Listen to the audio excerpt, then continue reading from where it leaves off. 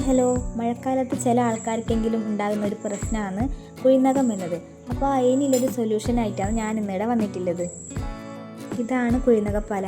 ഈ ചെടീനെ ഞങ്ങളുടെ കുഴിനകപ്പാല എന്നാണ് പറയുന്നത്. ചിലപ്പോൾ നിങ്ങളുടെ നാട്ടിൽ ഈ ചെടീനെ ചിലപ്പോൾ വേറെ പേരിലായിരിക്കും അറിയപ്പെടുന്നത്. അങ്ങനെ ഉണ്ടെങ്കിൽ അതൊന്ന് കമൻറ്റ് ബോക്സിൽ പറയണേ. ഈ ചെടിയുടെ തണ്ട് ഇങ്ങനെ പൊട്ടിക്കുമ്പോൾ ഇതിൻ്റെ അകത്തുനിന്നൊരു വെള്ള ലിക്വിഡ് ഇങ്ങനെ പുറത്തേക്ക് വരും. ഇത് ഡയറക്റ്റായിട്ട് കുഴിനകമുള്ള സ്ഥലത്ത് വെക്കുകയാണ് ചെയ്യുന്നത്. നമ്മുടെ നാട്ടിൽ ഇതുപോലത്തെ ലിക്വിഡ് പുറത്ത് വരുന്ന കുറേ ചെടികളുണ്ട്. അപ്പോൾ അതെല്ലാം ചിലപ്പോൾ നമ്മുടെ സ്കിന്നിൽ കൊണ്ടാൽ ചൊറിച്ചൽ വരാനും പൊള്ളിപ്പോവാനൊക്കെ സാധ്യതയുള്ളതാണ്.